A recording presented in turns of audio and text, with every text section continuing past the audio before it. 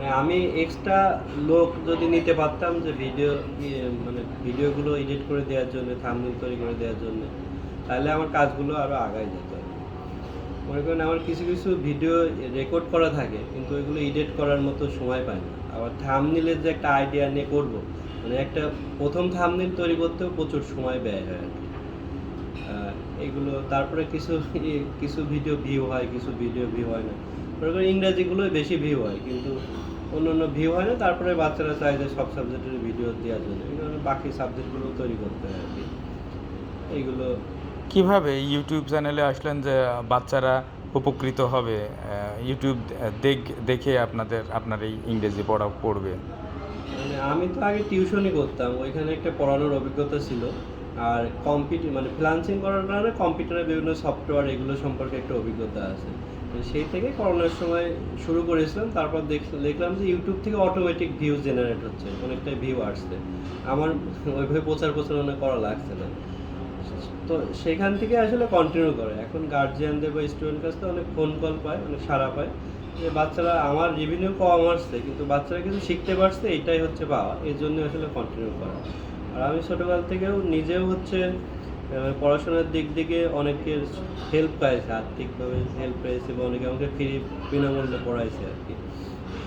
সেই একটা নিজের যেই এইটা, মানে অন্যরা আমাকে বিনামূল্যে পড়াইছে বা আমার পড়াশোনাতে অন্যদের হেল্প পাইছে, এই দায়টা থেকে আসলে এই চ্যানেলটা কন্টিনিউ করা। পুরো চ্যানেলের নাম কি আসবে? Kids school Bangladesh. এটা কি কুষ্টিয়ায় আর কোথাও আছে?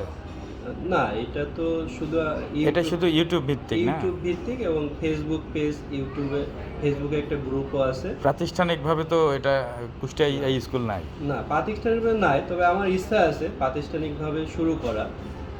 সেইখানে আসলে একটি স্ট্যান্ডার্ড মানেরই পড়াশোনা দেয়া, এবং সেখানে যাতে হচ্ছে বাচ্চারা আসলে শিখতে পারে, মানে সেখানে বাচ্চাদের ভিতরে কোনো চাপ দেওয়া হবে না। তারা আসলে মেনলি যাতে গণিত এবং ইংরেজির ভয়টা তাদের দূর হয়, এবং নিজে নিজে এটা যাতে শিখতে পারে। মানে পরীক্ষায় যে ভালো নাম্বার পাইতে হবে এরকম না, মেনলি তারা যে গণিত ইংরেজিতে দক্ষ হতে পারে, নিজে মনে হয়তো সে পড়াশোনার আগ্রহ তৈরি হতে পারে, এরকম মানের একটা স্কুল তৈরি করতে হবে। Kids school Bangladesh. এতক্ষণ আমরা কথা শুনছিলাম যে কিভাবে বাচ্চাদের ইংরেজি টিউটোরিয়াল নেওয়া হয়, এটি ইউটিউব চ্যানেলের মাধ্যম দিয়ে বাচ্চারা এটি শিখছে, বেশ উপকৃত হচ্ছে বাচ্চারা। ফেসবুক বা ইউটিউব চ্যানেল ঘাঁটতে ঘাঁটতে, বিশেষ করে বাচ্চারা এই মুঠোফোন মোবাইল ঘাঁটতে ঘাঁটতে এই চ্যানেলটি যদি সামনে চলে আসে, তাহলে তারা দুই দিকে উপকৃত হচ্ছে, তাদের মেধা বিকশিত হচ্ছে, তারা পড়ালেখা করছে। এবং এই এত সুন্দর এই আয়োজনের জন্য কিডস স্কুল অফ বাংলাদেশ এর দীপ্ত কুমার পালকে অসংখ্য ধন্যবাদ। আমরা আরও তার জীবনের গল্প তুলে নিয়ে আসবো অন্য সময়। ধন্যবাদ, সবাই ভালো।